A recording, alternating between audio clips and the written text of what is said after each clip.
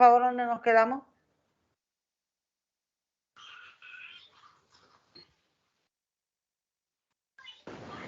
Nadie, acuérdate. Nos quedamos en reproducción asexual y sexual. Bueno. Entonces nos quedamos viendo los diferentes tipos de reproducción. Ya habíamos visto lo que son las características, pero empezamos a ver lo que son los tipos de reproducción, que hay dos tipos, la reproducción asexual y la reproducción sexual. En la reproducción asexual tenemos lo que es la fragmentación y lo que es la gemación. Cuidado que a veces hablamos de regeneración y también decimos de un solo que es un tipo de reproducción. Recordemos de que regeneración puede ser solamente regenerar una parte perdida. Entonces ahí no es una reproducción, ¿verdad? Sino que es solamente estoy recuperando la parte que se me dañó. Por ejemplo, por alimentación o por daño de un depredador o algo. Entonces ahí se me dañó una parte y se empieza a regenerar. Y hablamos de lo que era la embriogénesis somática, que era cuando de esa parte puede volver a surgir un nuevo organismo. Entonces ahí sí cambia por completo todo, pero completamente todo lo que es el organismo y vuelve otra vez como a surgir un nuevo organismo. Y la gemación era la formación de yema, que esa gémula empezaba con la formación de lo que eran los arqueocitos, y los arqueocitos eran los que iban a dar origen a la nueva esponja. De ahí iba a surgir esa nueva esponja en lo que era la reproducción asexual. Pero en el caso de la reproducción sexual, era cuando hablábamos de que podíamos un solo organismo. Prácticamente en estamos hablando de especies que son hermafroditas.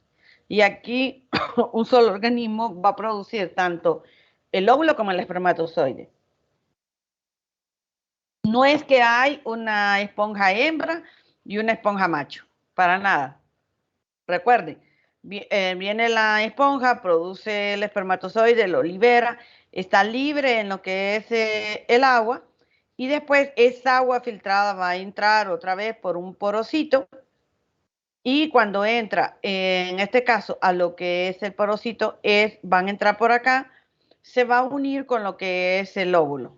¿Qué van a hacer los óvulos? Bueno, son las células que van a producir otra vez, en este caso, los coanocitos. Recordemos que los coanocitos van a ser como las células que van a transformarse dependiendo de lo que yo necesite. Entonces ahí es donde intervienen también los amebocitos, que son células totipotenciales. Entonces, este coanocito se va a transformar en un arqueocito si voy a hacer espermatozoide, o me transformo en un óvulo.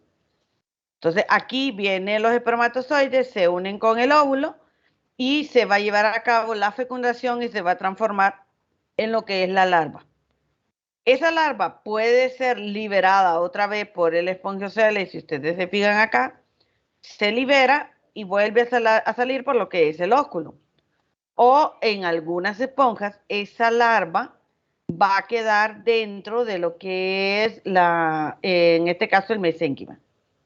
Y se va a desarrollar ahí hasta cuando la larva ya está bien desarrollada, entonces la libera.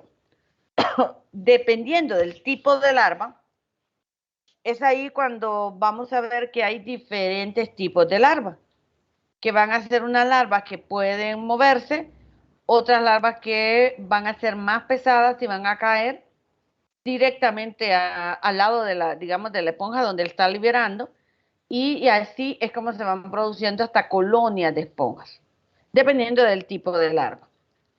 ¿Qué pasa también con la formación de la larva? Que era lo que yo les decía.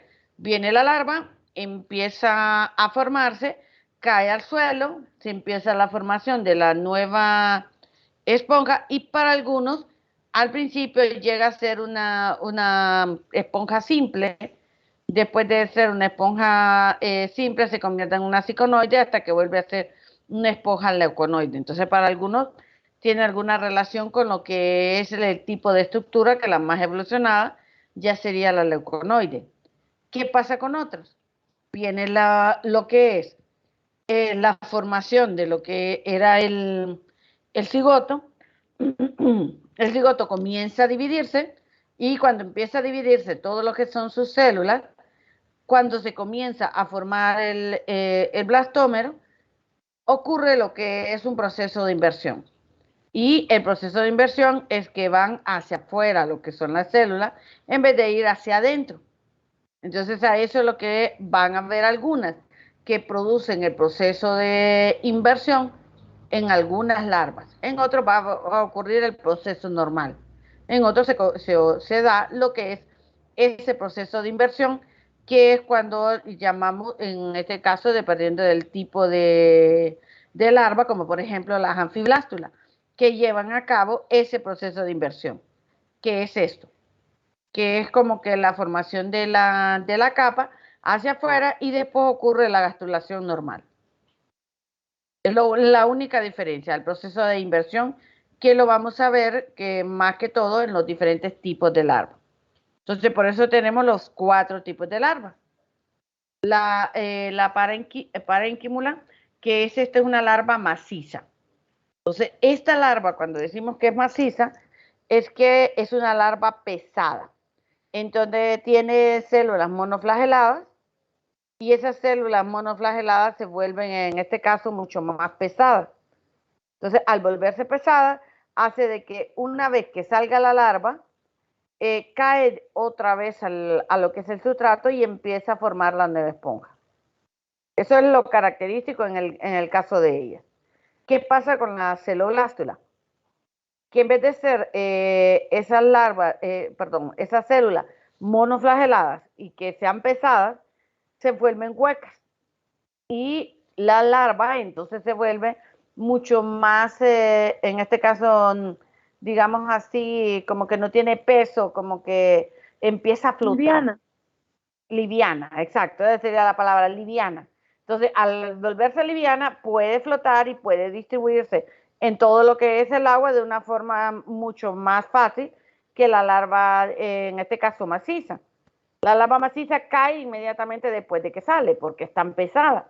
Pero la larva celoblástula empieza a distribuirse y por eso encontramos esponjas con una mayor distribución o a veces una esponja en un lado, otra esponja en el otro lado. Entonces depende del tipo de larva que voy a tener. ¿Qué pasa con la entomoblástula? Pues la entomoblástula viene a ser un tipo de larva que es una modificación de una larva liviana, una larva hueca, pero que esta lo que hace es que cuando se lleva a cabo la fecundación, se desarrolla, se incuba dentro de lo que es el mesénquima o el mesohilo. Entonces, una vez que ya está ya formada, entonces la larva va a salir. Entonces aquí ya este tipo de larvas tienen células y ya tiene el centro ya son macrómeros, o sea, células mucho más grandes.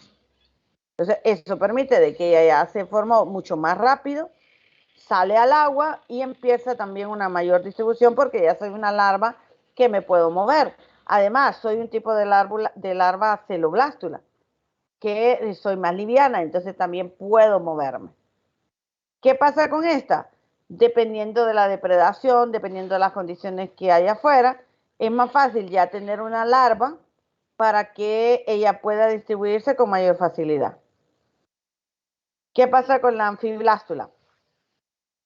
En el caso de la anfiblástula, es una larva que también ocurre, en este caso, dentro de lo que es el mesénquima, pero lo que le pasa a ella es aquí que ese es el resultado de la inversión.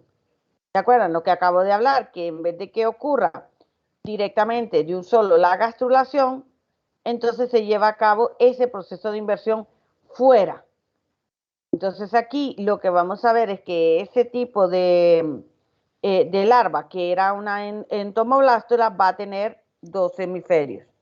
Y uno formado por células grandes y otro formado por células que van a ser flageladas, que van a ser, en este caso, las células macrómeras. Igual como la que habíamos visto en la entomoblástula. Solamente es la diferencia que voy a tener como esos 2 grandes polos. Entonces va a tener unas células que van a ser macrómeras y otras que van a ser células micrómeras. Va a ser la diferencia que vamos a encontrar en ellas. Entonces, estos son el tipo de larva anfiblástula. Vamos a ver si me entendieron. Lick.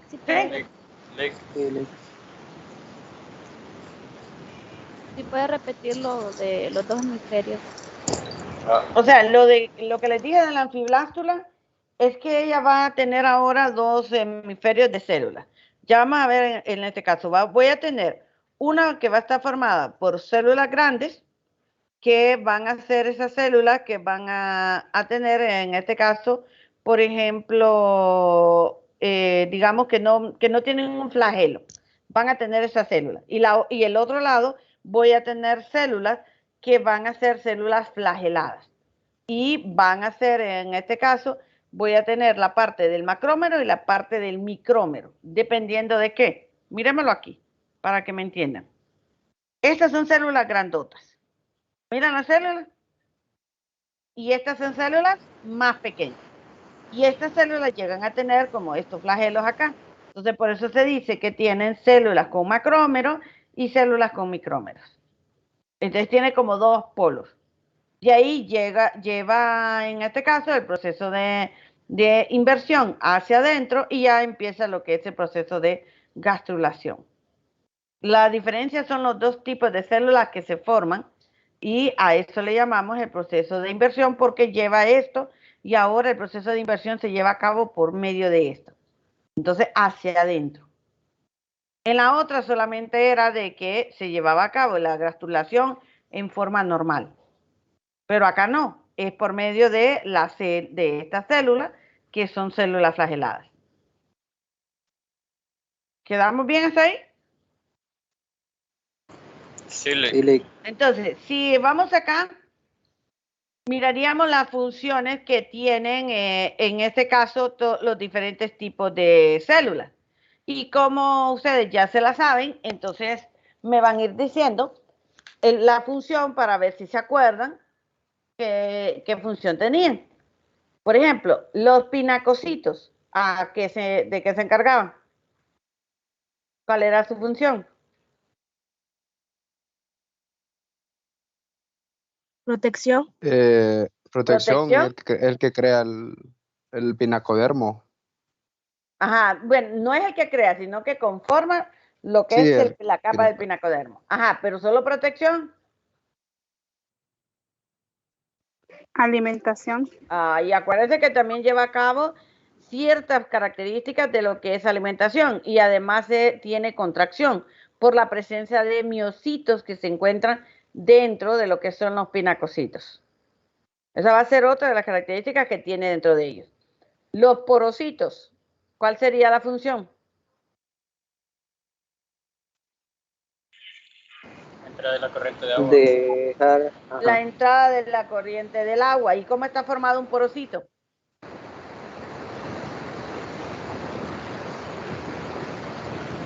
Por el canal. ¿Cómo está? Por un canal, nada más. Y un poro incurrente. Y un poro incorrente, correcto. Los arqueocitos, ¿qué son? ¿Para qué sirven? Reproducción. Reproducción, ¿qué forman?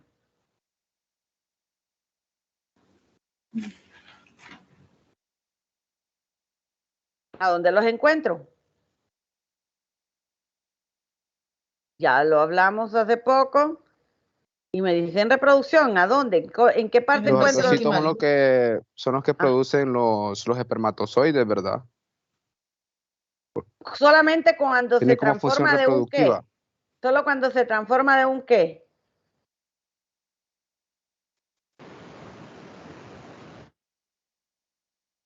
Acuérdense que ahí sí me lo tendrían que diferenciar. Pero el arqueocito por sí solo, ¿en qué se transforma? ¿En un?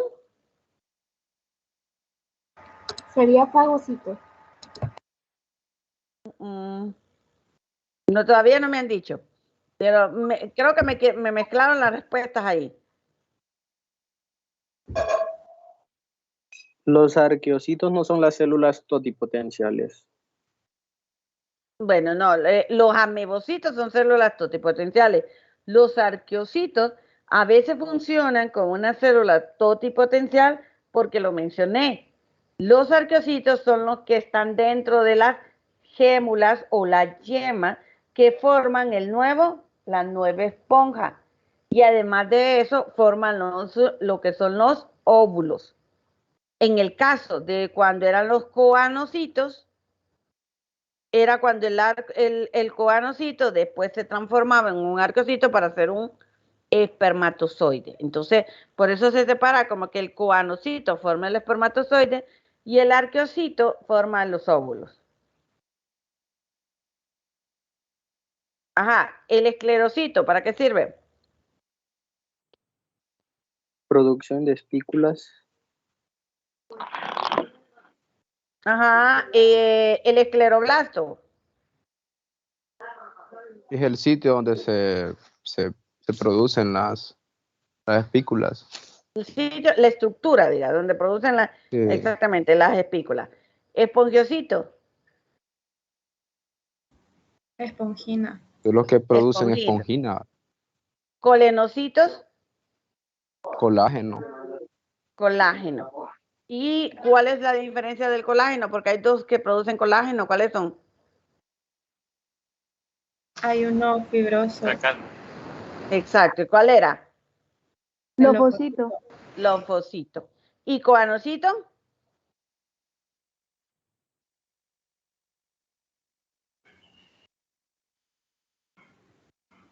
Vamos a Ayudan examen. a digerir. ¿Cómo? Ayudan con la digestión. ¿Cómo? Por la entrada del agua. Por ahí entra el agua. Son los que crean las corrientes para que pueda circular el agua a través de las cámaras. Cuidado con las respuestas, ¿verdad? Y más en el examen, porque Coanocito lo que hace es crear las corrientes. Sí me pueden decir que sirve para alimentación, porque a través de las corrientes es que lleva a cabo lo que es la alimentación. Pero cuidado con esa respuesta. Entonces, taxonómicamente sabemos de que tenemos las 4 clases. Recuerden de que antes hablábamos de 3 clases, lo que eran la clase calcárea, la clase demospongia y la clase hexactinélida. Y la característica que une evolutivamente a todas ellas, estamos hablando de que es el cuerpo, de cómo está formado internamente en ellas. Y la característica va a ser por la presencia de lo que son los poros y los diferentes canales que llegan a formar todo lo que es el grupo de los poríferos. Si empezamos a separarlas, si ustedes se fijan, calcáreas y lo que son las homoescleromorfas o esclerospóngidas, ahora están asociadas, en este caso, las dos. Y se separa demospongides con hexactinélida. ¿Por qué? Porque estas tienen espículas de sílice. Y la presencia de sílice hace que demospongides y hexactinélida entonces estén unidas evolutivamente. En el caso de la calcárea y demospongides, por la presencia de carbonato de calcio en lo que son sus espículas, es que empiezan a unirlas. Aunque se ha encontrado que la homoescleromorfa ya tiene, en este caso, espículas de aragonito, que es mucho más gruesas. Entonces, las calcáreas van a tener espículas de carbonato de calcio y van a tener de 1, 3 o 4 ejes o rayos, que es lo que uno caracteriza para decir es una calcárea. Si nos vamos a lo que es ya en las que presentan sílice, tenemos lo que son las hexactinélidas, que las hexactinélidas van a tener espículas de sílice, pero las espículas tienen 6 rayos. Acuérdense, va a ser como la característica para diferenciarla con una demospongia, por la cantidad de rayos que es donde van a tener. En el caso de la demospongia no van a tener 6 rayos. ¿Tienen sílice? Sí, pero la diferencia también va a ser por la presencia de espongina, que va a ser como lo característico directamente en ellas para ser una demospongia. ¿Qué pasa con las homoescleromorfas? Bueno, Estas, muchas de ellas se cree que no tienen un esqueleto. Más que todo, no es característico encontrar un esqueleto de sílice, por eso la separan y dicen no puede ser y no puede estar ser una subfamilia, una subclase, perdón, de Demospongia, como antes se pensaba, porque esas espículas llegan a tener más esa presencia de lo que es aragonito, aunque tienen mucha espongina. Eso va a ser importante en ellos, que tienen espongina. No tienen un filamento axial y eso también hace que fueran separadas totalmente de lo que eran las Demospongidae. Por eso es que ahora se considera como que fuera una clase por separada. Pero las primeras tres que nosotros teníamos eran estas, que era por el tipo de espícula que presentaban. Acuérdense, las de carbonato de calcio, las de sílice que podíamos encontrar en las dos, pero en esta la diferencia va a ser que esta tiene estas 6 radios o 6 ápices si quieren verlo así, y estas pueden tener 1, 2 o 3 radios, y ahora las homocloromorfas tienen una mezcla más que todos como que fuera calcárea, pero es de aragonito, son mucho más gruesas. ¿Qué pasa con estas? La mayoría son marinas, igual que las exactinélidas, pero las Demospongidae llego a tener lo que es marinas y también dulceacuícolas, como quien aquí es donde encontramos las especies que se han encontrado en agua dulce, como por ejemplo en los ríos, la mayoría son Demospongidae. Esa es lo que se ha encontrado hasta ahorita y que se ha identificado. Las homoscleromorfas se encuentran más que todo en cuevas y de lugares oscuros. Entonces ahí es donde van a encontrar más lo que son las homocleromorfas. ¿Estamos bien hasta ahí? Todo cheque, Sí, Ley. Entonces, vamos a hablar de las calcáreas. ¿Qué pasa con las calcáreas? Lo acabo de decir, que la característica de ellas es que tienen espículas de carbonato de calcio. Y aquí lo que nos interesa ver es la forma que ellas pueden tener. Cuidado porque la forma va a cambiar bastante, ¿verdad? Porque puedo tener de forma asconoide, puede tener de forma ciconoide o puedo tener de forma leuconoide. Eso quiere decir que voy a tener con un ósculo o con varios ósculos. Muchas de ellas son, en este caso, pequeñas y son de forma tubular porque se encuentran a poca profundidad. Entonces, por eso también el tamaño tiene que ver mucho con ello por el lugar a donde los encontramos. ¿Qué otra cosa? Ya lo acabo de decir, tienen espículas de carbonato de calcio, tienen un esqueleto que no es masivo. Cuando decimos masivo es como la de la esponjina, de esa forma, que cubre por completo todo lo que es el organismo. No, esta es muy diferente la forma en la cual la vamos a encontrar, pero es bien característica la forma. Acuérdense de que son esponjas tubulares o esponjas pequeñas, que va a ser lo característico directamente en el caso de ella. En el caso de Exactinélida, miren la diferencia ya vamos viendo, esponjas un poco más grandecitas. ¿Por qué? La profundidad ya la encuentro entre 200 a 2000 metros de profundidad. Entonces ya voy viendo la diferencia en el tipo de esponja que voy a encontrar aquí. Lo dije, ¿tienen espículas de qué? De sílice. Tienen espículas de sílice y va a ser la gran diferencia que vamos a encontrar. O sea, cuidado de que cuando hablamos de estructura, aquí la estructura no tenía nada que ver la espícula para poder diferenciarla.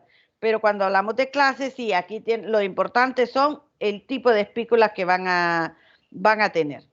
Eso va a ser. Entonces aquí vamos a tener espículas que muchas veces están como más estructuradas, más en red, y va a ser eso bien característico en ella. El cuerpo va a variar, puede ser cilíndrico, en forma de embudo, o formas amorfas, digámoslo así.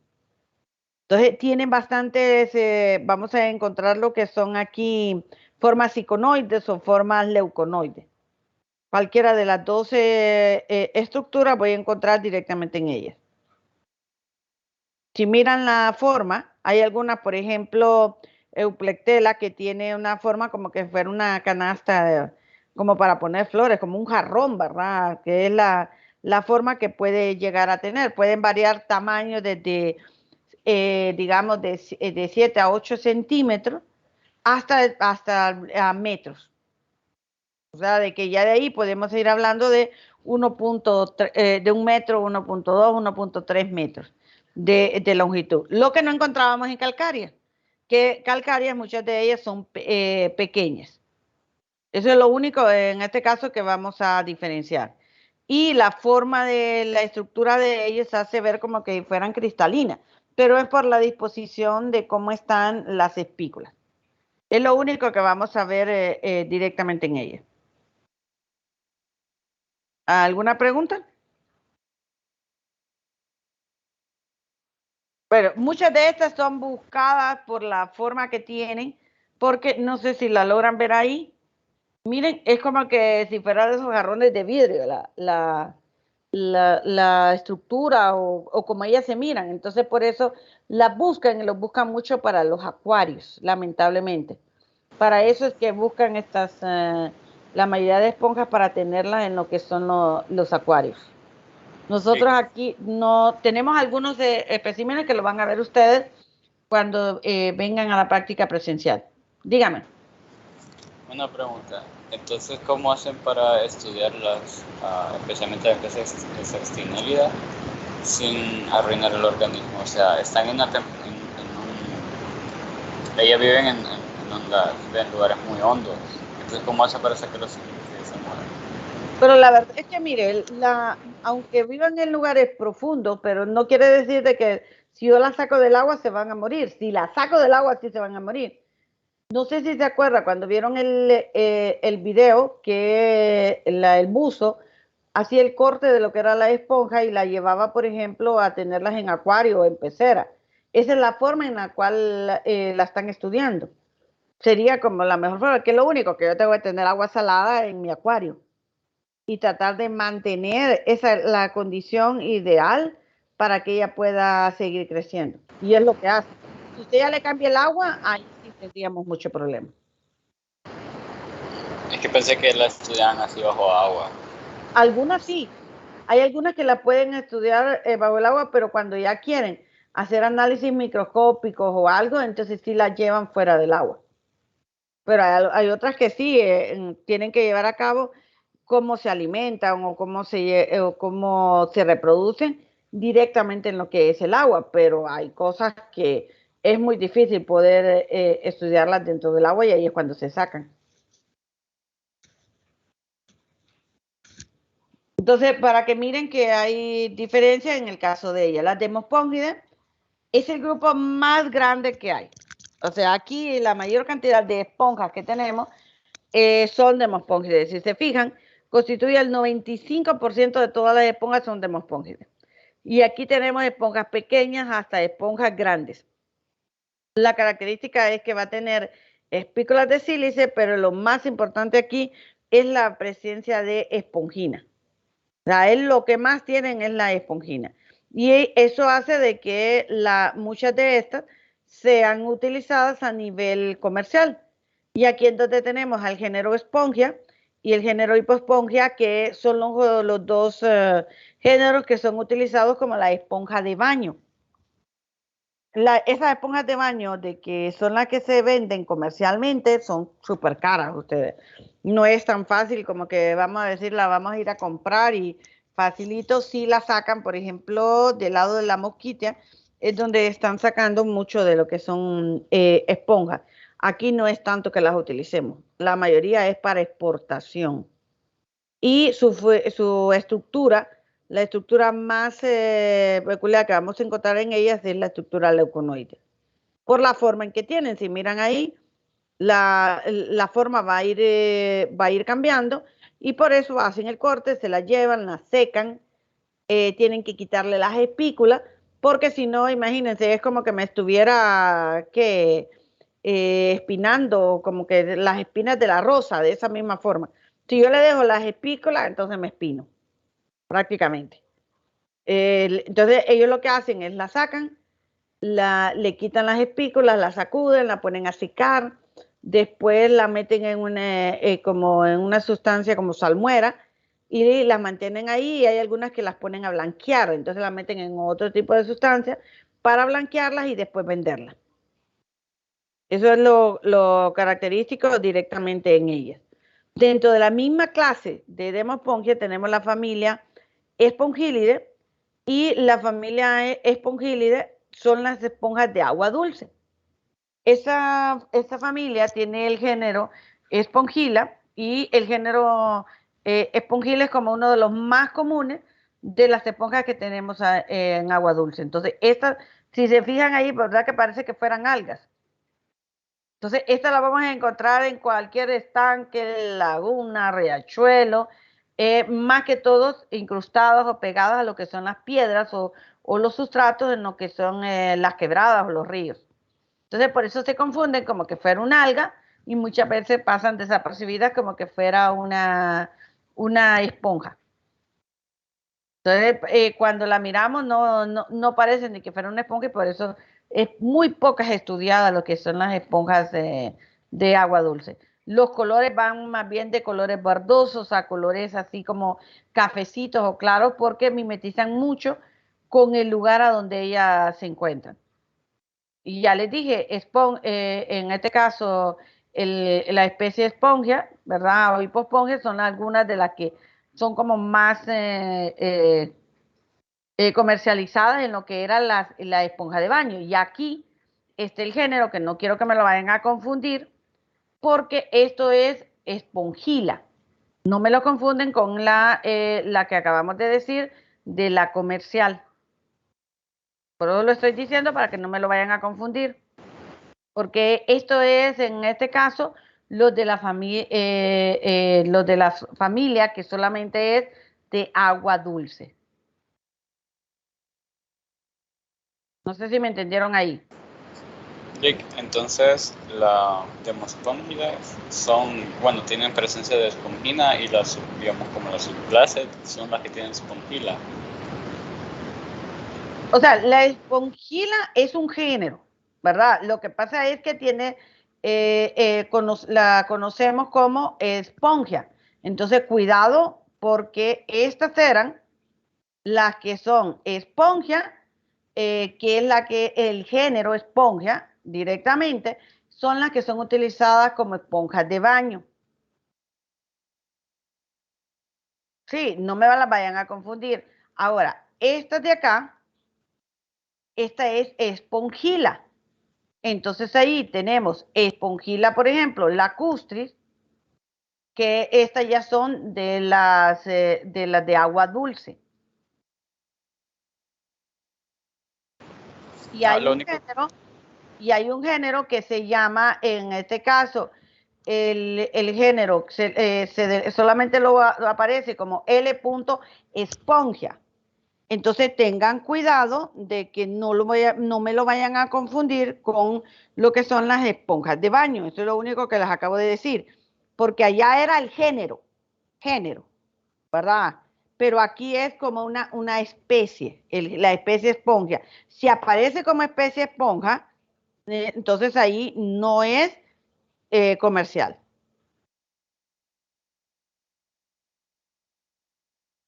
No sé si me entendieron o más bien los confundí.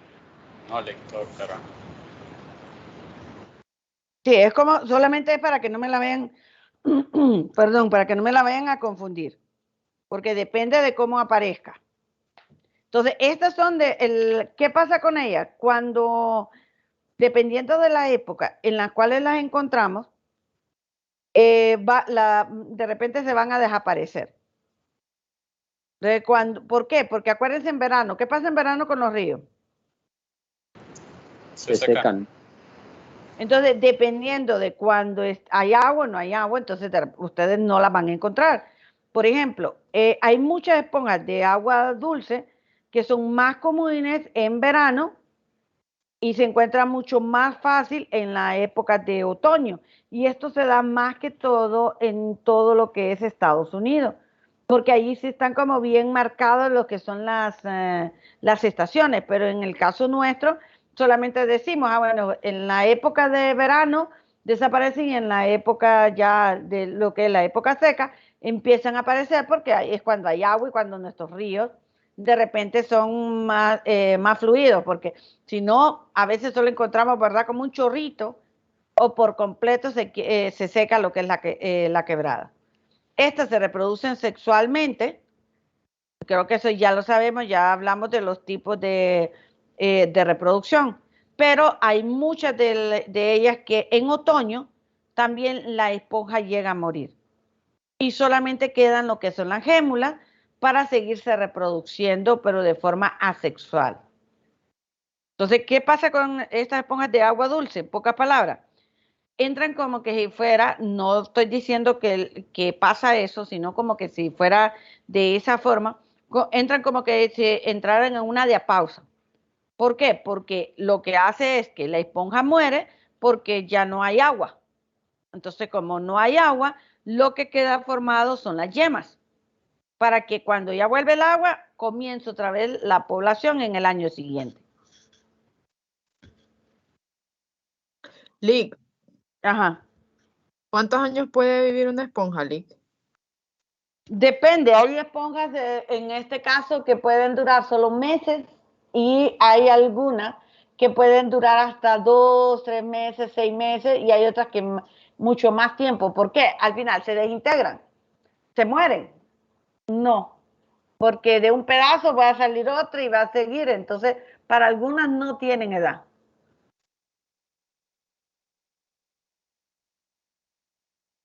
Bueno, entonces, ahora, miren la forma que tienen.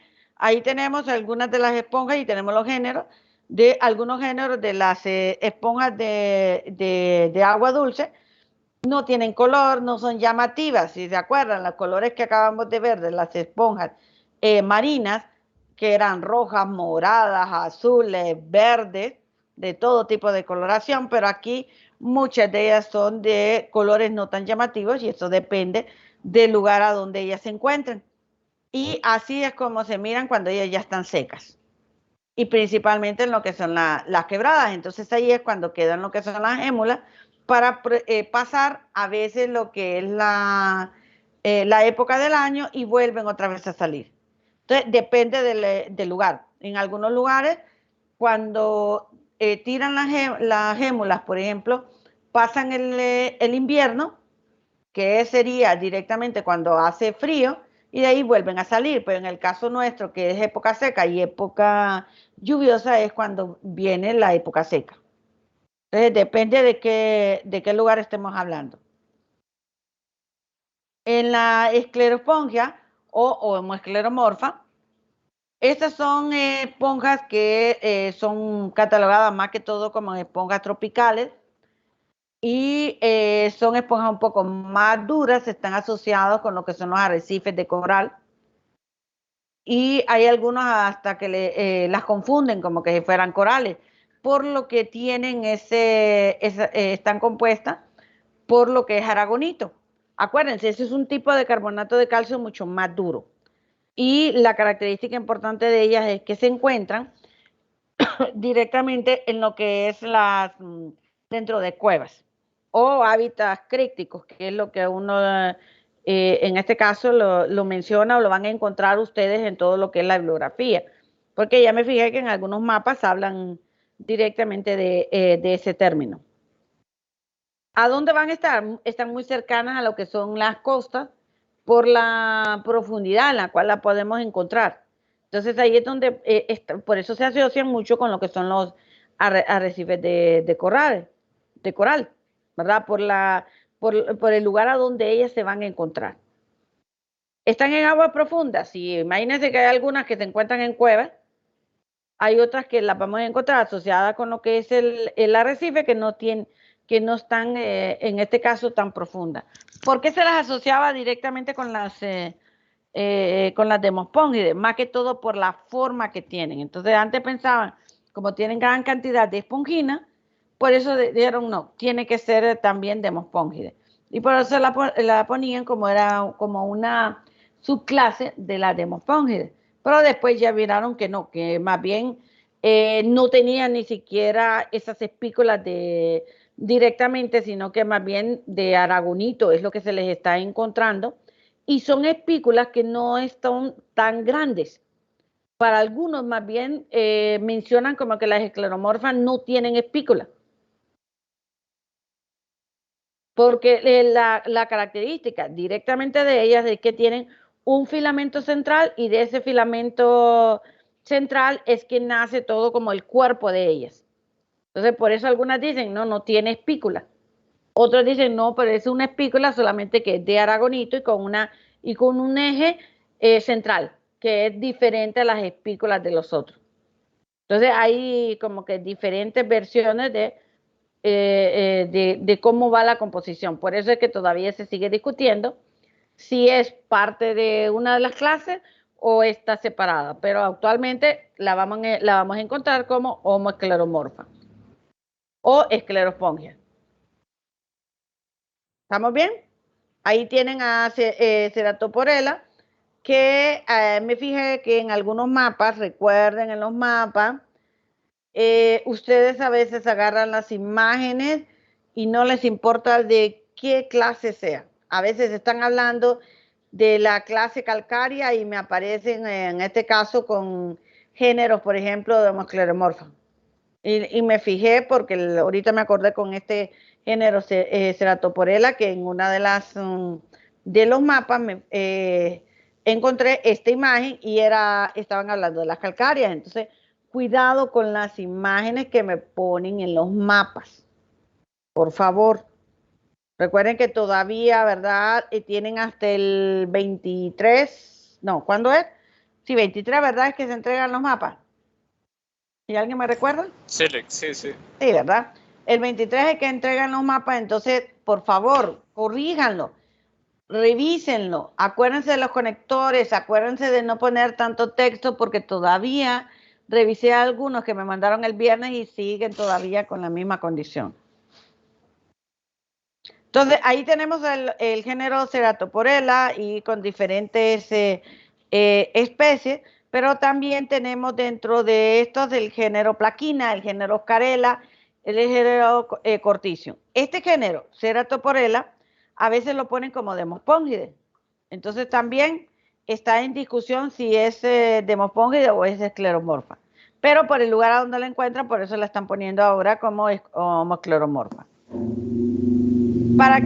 ¿Cuáles son las defensas que tienen todas las esponjas? Bueno, primero tienen espículas. ¿Se acuerdan que yo lo dije que las espículas eran como que fueran las espinas de las rosas? Pues lo mismo. Esas espículas sirven en este caso para protección. Entonces protegen a todo lo que les ponga de que sea comida por cualquier depredador. Además de eso, pues, tienen diferentes compuestos que hace de que la esponja se vuelva un poco amarga y no cualquier depredador se la quiera comer. Entonces adquieren un sabor amarguito o ácido que la mayoría no se la comen. Eso no quiere decir que no tiene depredadores. Sí tiene depredadores. Todo organismo después se va adaptando a ciertos, digamos, hospederos a podérselos comer de ellos. Entonces ahí vamos a ver como las tortugas que se alimentan de ellos o algunos nudibranquios, si recuerdan de que se alimentan de las esponjas. Entonces, ¿qué contienen? Contienen terpeno, contienen benzoquinonas y bromina, que eso hace de que ellas se vuelvan un poco amargas. Y por eso es que evitan que los depredadores se las coman. ¿Cuál es la importancia que llega a tener las esponjas? Una de ellas es que llegan a inhibir el crecimiento de los corales. Cuando digo inhiben el crecimiento de los corales, no es que matan los corales, sino que evitan que ellas sigan creciendo. Entonces, su población se mantiene, digámoslo así, como a raya. Como que, no, yo voy a dejar que estos crezcan hasta cierto nivel, pero que no sigan creciendo. Pero es una importancia ecológica porque lo que hacen es inhibirlo, impiden que ellos sigan creciendo, creciendo y creciendo. Entonces, ¿qué hacen en algunos lugares? Pues entonces empiezan a eliminar las esponjas, porque para ellos, digamos, a nivel turístico, les importan más lo que son los corales que las esponjas. Y a nivel también, no solo turístico, sino comercial, porque se venden más los corales que las esponjas. Entonces hay lugares donde más bien matan a las esponjas para que no impide el crecimiento de lo que son los corales. Entonces, a menudo vamos a encontrar corales con esponjas mezclados, porque siempre están creciendo en el mismo lugar. ¿Cuáles son las funciones biológicas que tienen? Bueno, una de ellas es que son filtradores. Si recuerdan, yo les dije, filtraban una gran cantidad de agua. O sea, hay esponjas como por ejemplo las Demospongidae que pueden filtrar hasta 1500 litros de agua. O sea, se pueden imaginar al día cuánta agua están filtrando. Entonces, hay algunas que filtran esa cantidad, entonces cuando filtran, eliminan bacterias, eliminan virus, eliminan sedimentos, o sea, todo lo que está en el agua. Entonces, por eso se vuelven como una función biológica de las más importantes que ellas llegan a tener. Aquí tenemos, por ejemplo, leuconia, que es alguna de las que llega a tener la mayor cantidad de porocitos, que ya habíamos hablado de ella.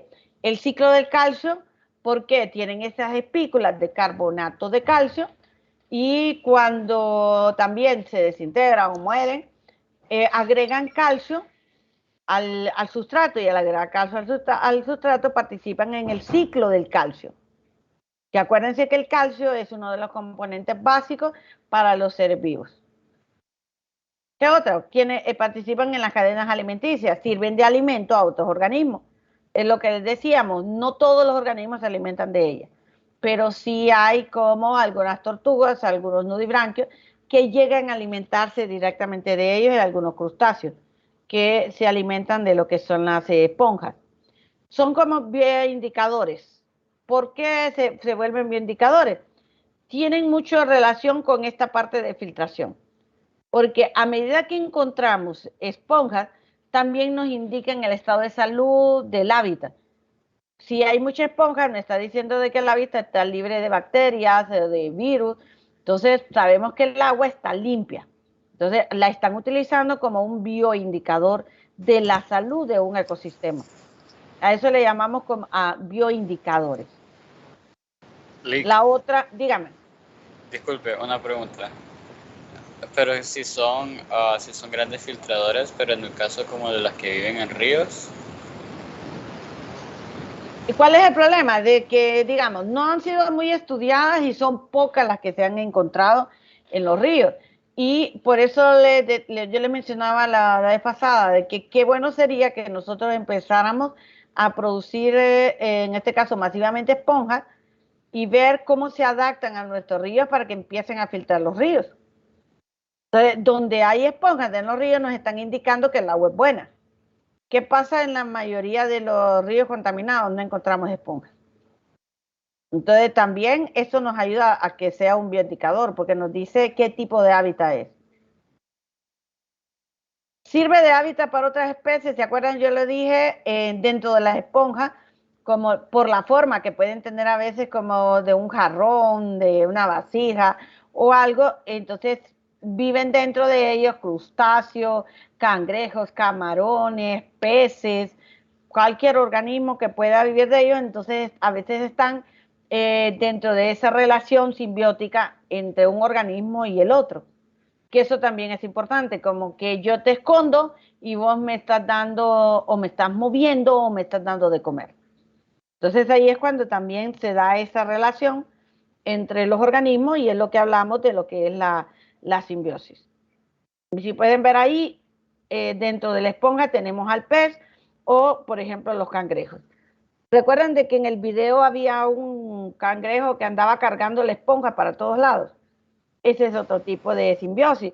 O las almejas, que las miramos también, que crecía encima de ella.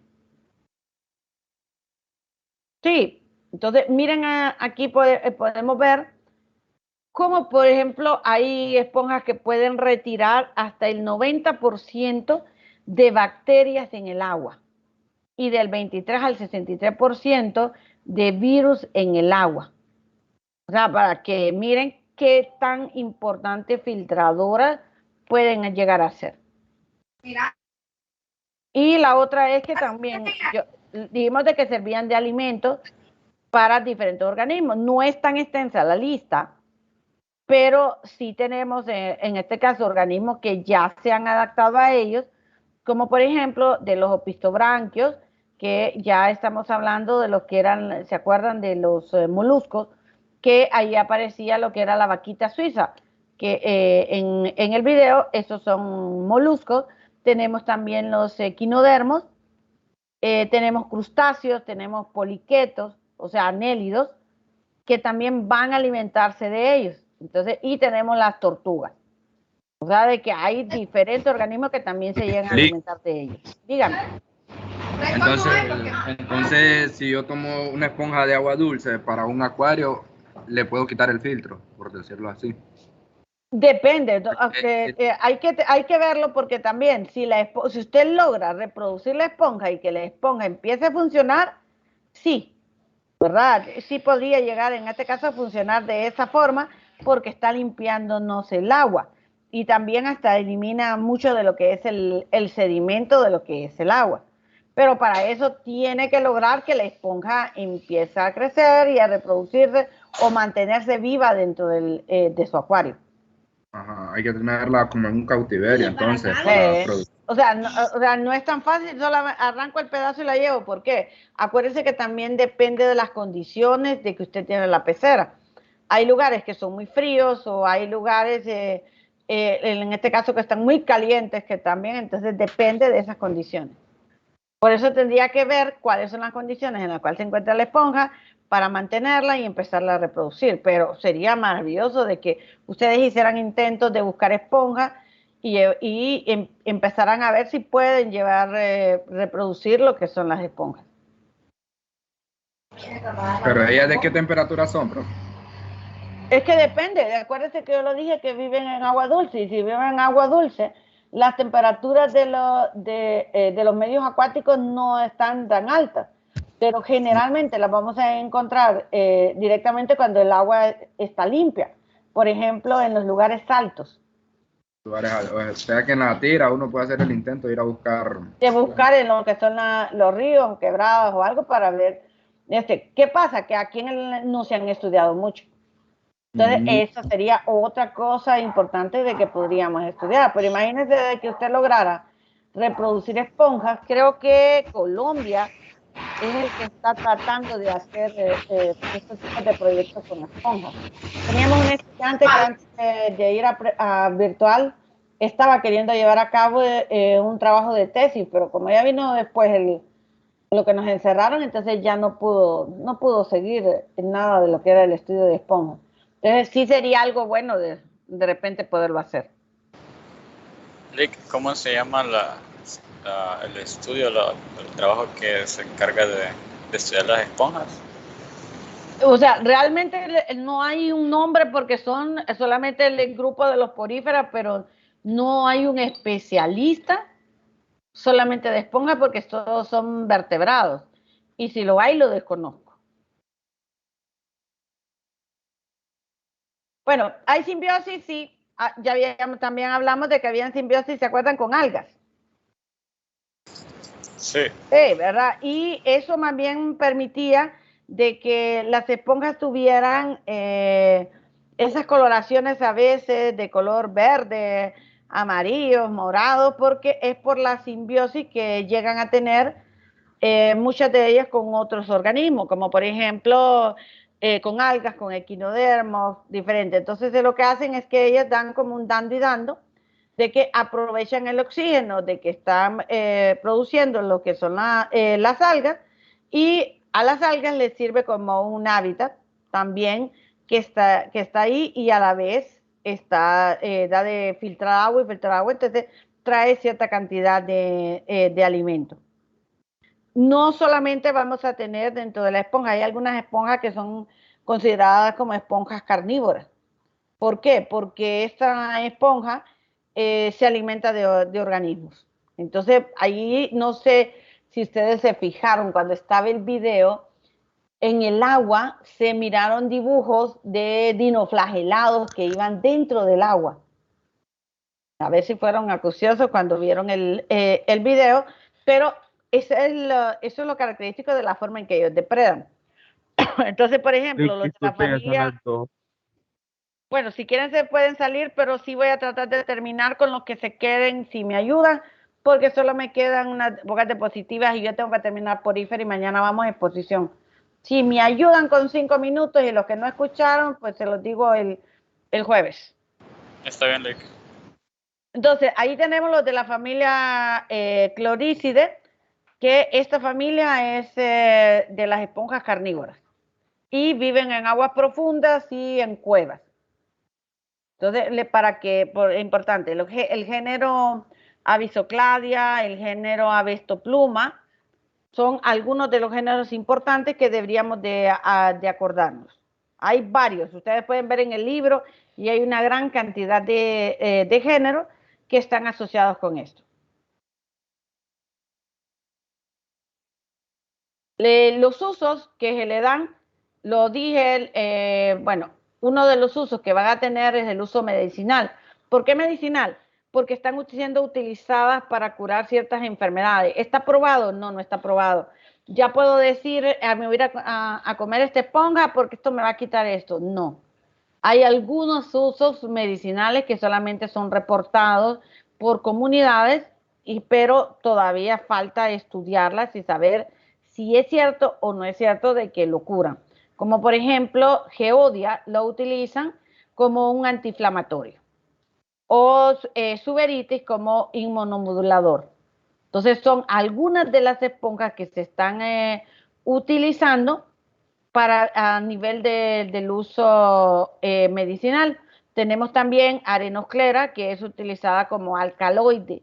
Y a esa sí la han estado probando, pero más que todo los que quieren ponerse así como medio en onda, han utilizado esta esponja. ¿Qué es lo que pasa? No sabemos ni cuál es la dosis y ahí es donde les puede causar la muerte de comerse una esponja sin saber cuál es la dosis que podrían, en este caso, consumir.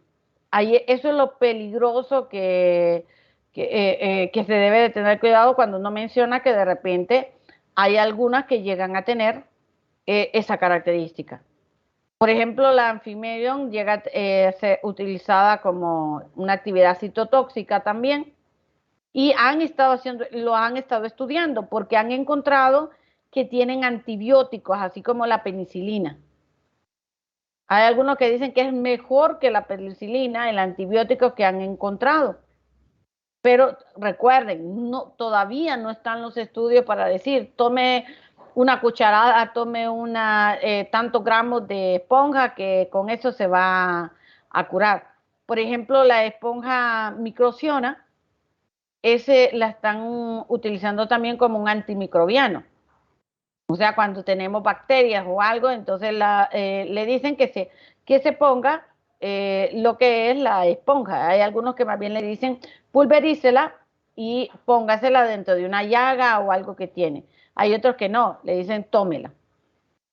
También la están utilizando como un antimicótico, o sea, para frenar hongos. Para que miren que hay otras que están utilizadas. Aliclona y cuadrila la utilizan como antitumoral. Esa es para evitar, en este caso, el crecimiento de lo que son los tumores. Y Tedania es una de las que más utilizan y es un poquito la más estudiada, que es un antibacteriano, un antifúngico, un citotóxico y un antitumoral. O sea, para todo esto la están utilizando. ¿Probado totalmente? No. Recuerden, no está probado. Y a nivel comercial, ya dije en este caso, Hipospongia y Espongia, es la que se está utilizando para la esponja comercial. Y ahí pueden ver, en este caso, la forma en la cual la sacan del agua, de ahí la ponen a secar y dependiendo si la quieren del color natural o la quieren de diferentes colores, entonces las pasan por diferentes sustancias. ¿Cuál es el problema? Que a veces por sacarlas, también en este caso los buzos tienen que llegar a profundidades muy grandes y ahí es donde también a veces pueden morir por estar sacando, igual que las langostas y todo, pueden morir. Pero es de la forma comercial ahorita que se está utilizando. Aquí solamente la mosquitia se ha escuchado que la utilizan. Y como bioindicadores, yo lo dije, que son utilizados por la sensibilidad que tiene para saber cuál es el estado de salud del lugar. Cuando digo el estado de salud es si está contaminado o no está contaminado. Y eso es lo que nos está ayudando a utilizarlo como un bioindicador. Más que todo en aquellos lugares donde están los arrecifes de coral que están como cuidándolos de que no les pase nada. Y el daño que provoca, yo lo dije, inhibe el crecimiento de los corales. Y como inhibe el crecimiento de los corales, entonces para algunos dicen eso es malo. ¿Qué pasa en la naturaleza? En la naturaleza es la pelea del el más fuerte, ¿verdad? Es el que gana. Ahí es donde viene la pelea entre el coral y las esponjas a nivel natural. Claro, si nosotros empezamos a causar trastornos en el ambiente, las poblaciones de una especie es cuando empieza a aumentar y empieza a dañar a la otra población. Pero durante años los corales y las esponjas hayan estado. Solamente es cuando causamos esos trastornos que es cuando vienen las esponjas y también entonces empiezan a causar un trastorno en los arrecifes coralinos. ¿Qué pasa con algunas esponjas? Bueno, las sustancias, yo lo dije, como las benzoquinonas, que llegan a tener, en este caso los taninos que llegan a tener ellas y que liberan ellas, pueden causar quemaduras o pueden causar ampollas cuando nosotros las tocamos o cuando las comemos.